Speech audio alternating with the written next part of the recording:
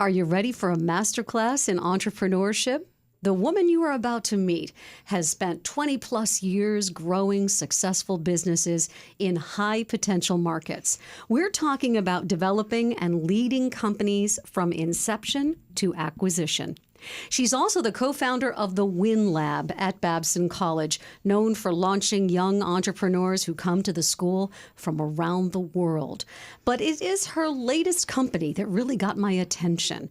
Why? Well, because it's one of those ideas that has me thinking, why didn't I think of that?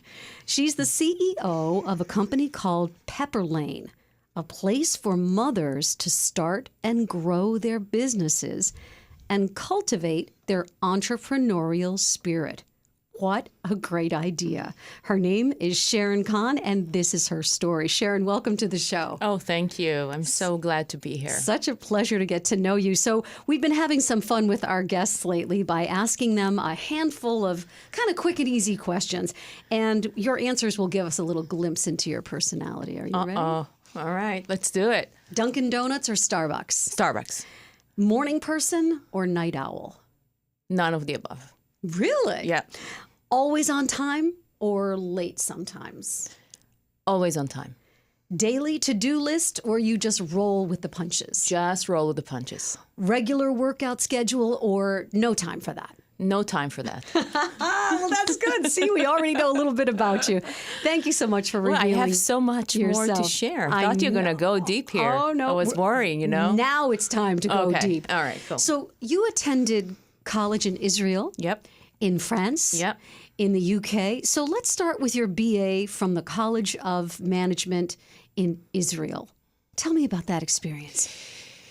So, I always had the bug for starting businesses. And it was just a new school where, the concept was to bring entrepreneurs to teach students what is it going to look like. And I am still proud to say that there's some things I learned there that I still implement. So I found that a very much pragmatic school. And that was really, for me, it was the start of my career. So I'm very glad I went there. Such a volatile region of the world. Yes. Were you ever frightened when you were there? So remember, I grew up in Israel. So I experienced, 5 wars, terror attacks. So I learned survival from the day I was born. So that's my next question. I really want to talk a little bit about this because I believe, and I say this all the time, I believe that our upbringing has such a huge impact on us as adults. Right. So 5 wars, terror attacks, daily basis. Yes. Were you always living kind of in a place where, we could have a bomb today? Like, how does that feel? I think what it does... Do you ever get used to that? I don't think so, but I tell you where it does impact your life and also your view about how to build businesses. I think it's about perseverance, right? I also think it's about, it's very important to plan, but what are we going to do tomorrow, right? So there's a sense of urgency, especially when, in Israel, I always, whenever I visit now, it's too much for me, but there's always a sense of urgency to build companies fast, sense of urgency to go and eat now, sense of urgency to explore, to travel. Everything has to be fast, right? Sometimes it's really exhausting, but I think it comes from a very deep place of not sure what will happen next. What was it like in your house on a daily basis? And my question really has to do with, was there a message in your house? In America, sometimes we call that the golden rule. Right. What was important for your parents to teach you when you were growing up? So when I grew up, both of my parents were officers, right? My mother was the first officer that was sent to college. So as a woman, she climbed the ladder and she was part of the cabinet where she served prime ministers. So I watched her career, and I knew she was in places that were dangerous. So there was no clear golden rule. But what was very important for, especially my mother, was that I always going to earn my own money, no matter what. She said, build a family, have a great life, but you're going to pay your own checks, your own bills. And I remember that very vividly since I was born. So, it is so amazing that you should say that, because I've had my mom on my mind a lot this past week as we look toward Mother's Day in May. And right. My mom's advice to me, and unfortunately she passed away when I was a teenager, but I remember her telling me, Candace, stand on your own two feet. Yeah. Be and do what you do best. Right. And, the other thing, I think I grew up being a good girl. And, my mother was a good girl. She followed her path, which was advance her career in the Army, even though it wasn't her dream. So she never really fulfilled her dreams. I think it's because she was a good girl. So I grew up, the golden rule was, you got to be a good girl. You gotta, follow the path and do what. Be obedient? Obedience, well, Israelis are not exactly strong in this, but I would say at least, we don't want to talk about that. But at least try to follow the path to success. And there were very certain rules that applied, especially for girls and women. And I think and I'm sure we're going to talk about Pepper Lane. At some point, I grew up being a very good girl. I'm not a good girl anymore, by the way, but that's another thing.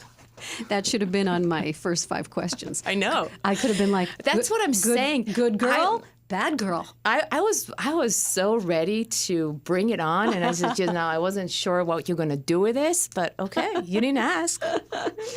So your MBA in England at the University of Bradford. Tell us about that experience. So, leaving Israel must have been a big deal to you. Well, it was part of a program. So I did study in Tel Aviv, and it was Bradford brought to Tel Aviv the first. They were looking for the brightest people to be part of this program, and that's how I joined. I applied. I studied in English. I did everything. And I remember, again, it's so different. I have now a kid that is almost ready to college. And I am so exhausted from the application. But, the way I applied to Bradford University was my brother got a flyer, and he didn't want to do an MBA. And my mother really wanted him to do. So he said, you know what? You're going to do that. Because I'm not going to do it. And I said, no way, I'm not doing MBA. I just finished, my first degree. And he said, you're going to be fine. You're going to do it. And I did that. I was a good girl. Next up, the Sorbonne. Yes. I have always wanted to interview someone who attended the Sorbonne. So you studied French culture. Fascinating. Tell me about it. Fascinating. This is, I left the army. It's mandatory in Israel. And I needed a break.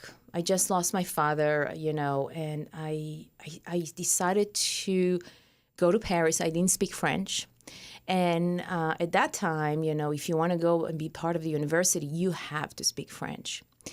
And we're talking some pretty intensive time in Paris. We're talking the first Gulf War. So, and to support myself, I worked for the El Al airline, which was the Israeli airline at that time. So in such an intense time, I remember practicing French and asking so many questions over and over again because I felt so responsible.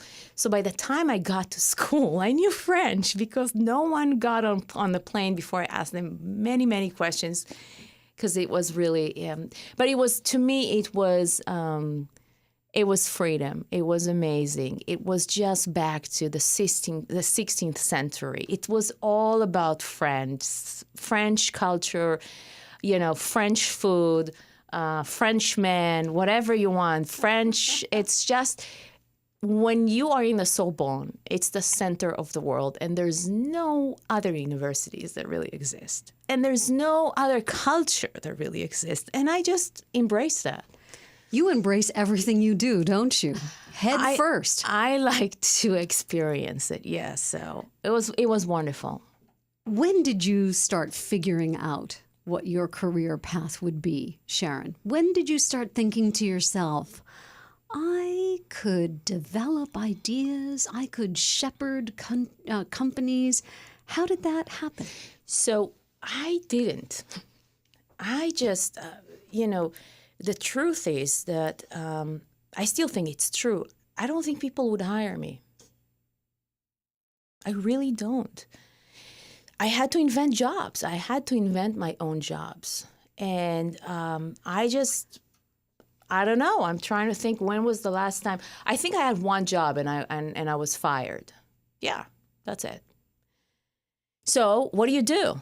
Right? You gotta invent your jobs. But to be honest, I get excited by challenges. And sometimes they're very, very big ones. But I love to incubate ideas that can really impact the world, and there's so many things that needs to be solved, and I like to do that. I love the word incubate because Yes. I think incubate and startup and entrepreneur are all the same language. Yes. So you start developing companies, turning ideas into money. And in my opinion, that takes a lot of vision and a little bit of intuition too. Oh, crazy. You got to be crazy. Talk to me about that. So I don't think, I'm sure you're talking to people that really are about the money. And I'm not driven by the money. I'm driven about, somebody told me the other day, which I was really surprised. One of my employees, she said, you're not competitive. And I said, are you kidding me? That's really not good news to the business. But she said, but you know what? But you are ambitious. And I think that's true. I think I have huge motivation and determination just from being in this room with you for 15 minutes so far. I'm just having fun. But I would say that because when I talk to entrepreneurs that building companies to make money, I get upset because I think that what is so important when you think about a problem or you have an idea is the world of possibilities can be so big if you don't measure that by one currency, right? And I would tell you, I was very fortunate to be part of 3 exits. I think it's because I never thought about the money. I don't think about the money right now. I want to make my customers very successful. I want them to make money, but I don't do it to make money. I think if I do that, I'm going to limit my vision of how big this can be. It's interesting that you should say that because as you were describing that process to me, I was thinking, you really invest in the idea. Yes, totally. Totally. I am so invested in the idea that I think it's liberating because think about it. If you have people that worry about how they look or what they do or who they are, again, you are starting to be more driven by what is your agenda. Yeah. And you're limiting things all around You're you. limiting and also you build or you frame, you make the ideas smaller than what they should be. So I'll give you an example. I always hire people that are better than me. I think it's so important. What people don't understand, and by the way, I'm sure I haven't done that when I was, younger, when I started my career. We all have egos and insecurities. But as I grew, and, I realized that in order to bring ideas and create endless and boundless possibilities, you have to have people that understand things better than you. And your job as the leader of the company is, number one, to understand that you're here to serve something bigger than you. And number two, don't interrupt. Don't interrupt people that know what they need to do. And some days I do interrupt, and it's not always great. And you know how I figured this out? I'll tell you one thing. Is one day I came to a meeting in Barnes & Noble. And I was waiting to one of their executives, very important person. You can't have a meeting with him for 6 months. Anyway, of course, he was late. I'm waiting, and the receptionist is talking to me. And we're talking about my business and what do I do? And I tell her about the company. And she goes, you know what? I have a really good idea for you.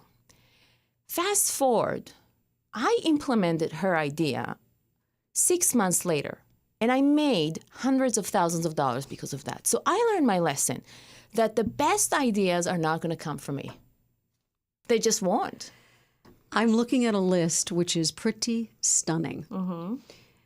You have built 4 startup companies. We haven't even started talking about Pepperlane, which is coming right up. TikTok, Yep. acquired by Barnes & Noble. Zoomix, acquired by Microsoft. CARC, acquired by SSA Global, now known as Infor. Demantra, acquired by Oracle. This is millions and millions and millions of dollars. But I bet when you first got started with these 4 companies, people looked at you and said, that's not going to work. Mm-mm. Do you have to deal with naysayers all the time? You know, it's funny. I find when you start and you're not very successful, actually people pay less attention to you. When you start to climb the ladder and you're more successful, this is when you realize that not everybody's going to love you, and that's okay. You know, one thing that we're doing as women, including myself, we suffer from the disease to please. Does that sound familiar to you? Yes. You know what I'm talking about? Oh, yes. Right? Uh-huh.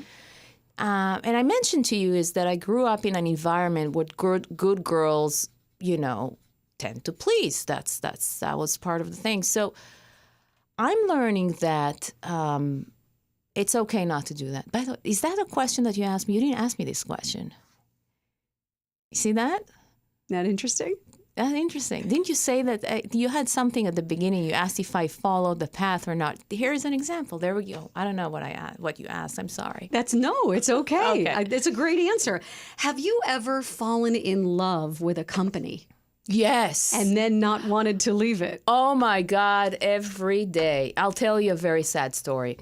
So remember I said I never get the jobs? Here we go. So I was between ideas. There was a company with a very prestige VC that we're not going to mention their name because they're in Boston and they know who I'm talking about, so we don't need to mention. Mm-hmm. They had a company which, to me, was about to change the world in education, and they had absolutely incredible technology. And I came just from Barnes & Noble. I came with 3 exits, and you thought I would be okay. It's true that I didn't have the exact domain expertise, but I had the passion. I thought I had the leadership, and I think I knew how to bring the right people. To cut the story short, they did not take me because they didn't think I was good enough. So here's the story.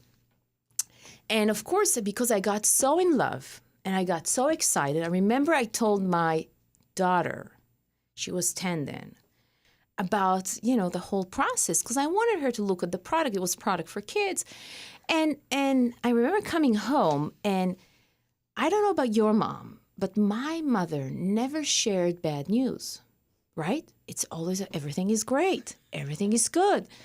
And I was debating, am I going to tell her that I was rejected? And I decided to share the story with her. And I told her, listen, I didn't get the job. And she was in tears, but then she asked me why. And that was the hardest part. Yeah. Why did you not get the job? And I said, because they thought I'm not good enough. Right? I said that because it's important that sometimes, we get broken hearts. Right. And they will, whether it's a man or it's a company, you're not always going to get what you want. Thank God I didn't get the job, but learning about failure is just as important as learning how to be successful. But it's also about love. It's also about love. You asked me a question about love, and I fall in love. I do. I also manage my business with love. People don't think it's relevant. I do. Pepperlane. Yes. A mission to create a better workplace for mothers, a thriving other economy. Yes. My God. Tell us all about it. So Pepperlane was born after so many conversations with mothers, and the more I investigated, I found out that there's an invisible workforce today that is what I call is not part of the traditional workforce. There are over 24 million mothers today that do not have W-2, okay? It doesn't mean they don't work. They work very hard. They're raising kids. And they have great talents. And the more I spoke with them, I found out that the research showed is that they don't necessarily want to go back to the workforce. They not necessarily have the skills that employers are looking for. And they also might be too old for employers. Nobody's going to talk about that. Mm-hmm. And I thought, wow, what do you do with that? Because they're so talented, they're so gifted. And it's 24 million just in the U.S. And I digged in and I realized the more I asked them, they said, Sharon, if we can apply our skills, if we have a path to build some income while we're raising our kids, we would love to do that.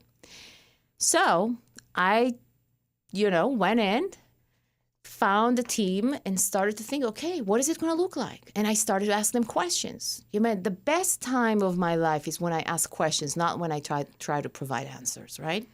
And that's what Pepper Lane is today. It's a place for mothers to start and grow their businesses. I remember that you used the word incubate a little while ago, and I feel like that must be the vibe at Pepper Lane. It's a place to incubate ideas, to ignite the spark, to help these moms bring their ideas to life. Yes.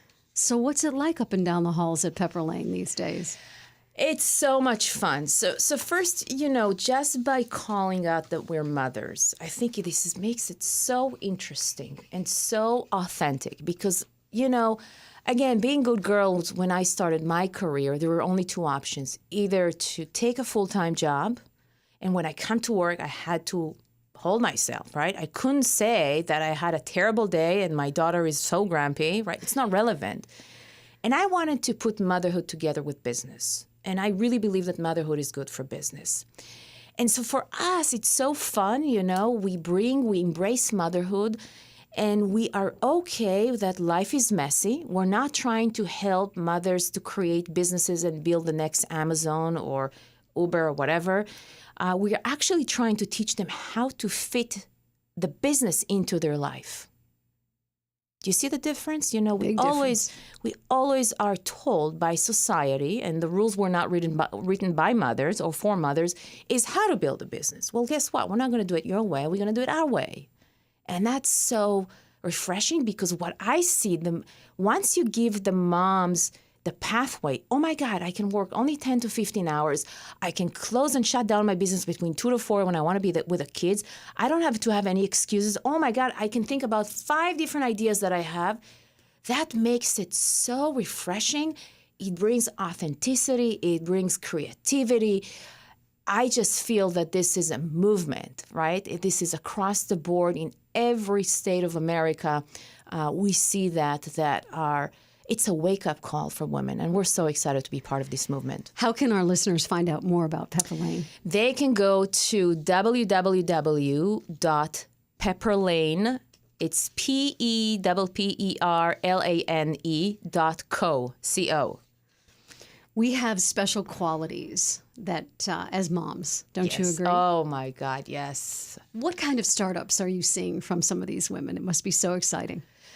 So, ideas. I see services for busy moms. I see very talented woman that starts meal prep, home, just food to put in front of my kids. Even I have a Pepper Lane mom that is coming and cooking for my kids when I have late nights. Home organization is huge. We see that. We see all the services for, home staging, interior design. I mean, we have 55 different type of skills. And we also have the professional moms that came out of the workforce and see the opportunity to apply their skills to small businesses. So marketers, editors, PR strategists, lots of coaches we see as well on the platform. it's a great way for us to come together as mothers and serve us and build local economies, in our own towns. We see that we are now in 500 zip codes already, so it's exciting. You have mentored over 150 female CEOs and business leaders over the course of your career. Yeah. Why is this work so important to you? And I'm wondering how you are even able to do that. How do you have the time to spare to be a mentor? I think it's for me. It is. I think it's really pretty incredible to see when you put some of your experience and you give her, sometimes it just could be a really, really tiny nudge. And the amount of progress that she can make, it's unbelievable, right? And the other thing is I find that, and I'm going to say that, as women, I don't think we help enough to each other. We don't have the boys club. We don't. And I keep saying that to women, if you want to change the trajectory and put more women in top offices, put more women in NASDAQ, put more women in critical positions, you're going to have to push them. And it's going to be on your shoulders. So open doors. And if you haven't done something meaningful, it's not worth it, right? So I do that. And I also hope that I show the way to other women to help other women.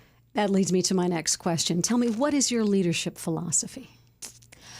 Don't take yourself too seriously. Embrace your mistakes. Be absolutely vulnerable, which is hard for me. Ask questions. Don't give the answers. I mean, that's very important. If you do all of that, you will create companies that are curious. And curiosity is probably the number one, the top of my chart when it comes to success. Can you stay curious, right? That's the most important thing. I found a really cool quote on your LinkedIn page. Inspired and fulfilled by changing people's lives, and especially passionate about changing the world with kindness. Yes. And you know where it comes from? So listen to that. I have a goal. I want to build a huge company. I want to do it with kindness. And I'm going to ask you a question because you are so much more knowledgeable than I am. How many leaders today running the top Fortune 500 companies lead with kindness? I don't know, but I would guess maybe 1 in 10, 1 in 9. I don't know. So, because I'm looking for the role model. I think it would be so incredible. Kindness brought me to where I am. And I'm on the mission to show that you can be very pragmatic, you can be very effective, you can still hire and fire with kindness, you can still build big companies with kindness. I think we lost that as a society. I think we lost that in business. Remember I said I want to do business with love? I mean it. I think we lost a lot of the positivity that drives economy to success. You have mentioned quite a few times through the interview about your daughter. Yes. You have 2 daughters now. Yes. How did your life change when you became a mom? Upside down. Upside down. There's a song. Diana Ross. Yes, we should put that. Anyway. How did it change? It changed everything, First of all, I always laugh about that. Everything that I love about my girls also stress me, right? I think it changed because I can see the reflection of what what they can become. And I just say, oh, wow, I better do better than what, I can do better, right? And I also teach them in my own way about imperfection. Very important for me. You know, again, as I said, I grew Like in the day that you said I didn't get the job. I didn't get the job. Or, you know, my daughter called me the other day and she said, Mom, I don't know how to tell you, but I think you forgot to pick me up from school. Right? I mean, I would get a heart attack 10 years ago. I mean, this is horrible. Did you ever interview somebody that forgot to take her kid from school? I will tell you that. But wait a minute, this is not the end of the story. Okay, hold on. But Yeah. I'm just going to tell you so you feel better. Yeah. I once enrolled my daughter in the wrong grade. This is good. Do you feel better now, Sharon? Much better. Yeah. Tell the rest of that story now. The rest of the story, the 2 weeks later, she called me and she said, Mom, we need to talk. I said, what happened? She goes, you forgot to take me back again, you know? And anyway, so I think it's okay. I think it's okay. And I'll tell you why it's okay. I don't know what's the path to success, especially for our kids. You know, it's getting more and more competitive. Mm-hmm. You know, we're sending them to, I call it the race of nowhere. So the most important thing for me is because imperfection and vulnerability can surface some of the best ideas, at least I find, when you're more authentic about who you are. I think the only way for my girls to be successful is to leave success out of the equation and be authentic. So they have to see who I am. Yeah, I forgot twice, you know. It's even on the record now. Everybody knows it. But I think I can still be successful and build a great company, you know? Even if you can't remember to pick your kid up, right? Exactly. You know what I told my Colleen when I put her in the wrong grade? I said, listen, I got a lot on my mind, okay? I got a lot going on. Yeah. You just mentioned the word authenticity. Yeah. And it's an interesting thing about human nature, Sharon. When we don't reveal ourselves to others, yes. when we are not authentic, yes. when we put our head down and we work hard, but we don't share any part of our lives with people around us, they come to their own conclusions and they fill in the blanks themselves. Right. How do you, as a leader then, share your life with your colleagues so that they know you, they know what matters to you, they know what you've been through? Yeah, it's so, I don't know if I do it's it. It's a thin line sometimes. I tell you what I think it is. It's you want to write your own story. You don't want somebody else to tell the story, right? That's what we teach at Pepper Lane. It's very important for us when our mothers start a website on our platform. We always are very curious about their story. And I keep saying, it doesn't matter, guys, if you have 20 other mothers that started the same business. There's only one of you. So tell me, what makes you unique? Tell me about your story. And what we're finding is that, especially because our moms selling to services to other moms, we care about the story. Sometimes we're not even remember what we're buying, you know, but we want to make sure that we bring another person to our life that really matters to us. So look, what I know for sure is that there's only one me. Right? So I have to bring it out. At the very beginning of our interview, I said to our listeners, get ready for a master class in entrepreneurship.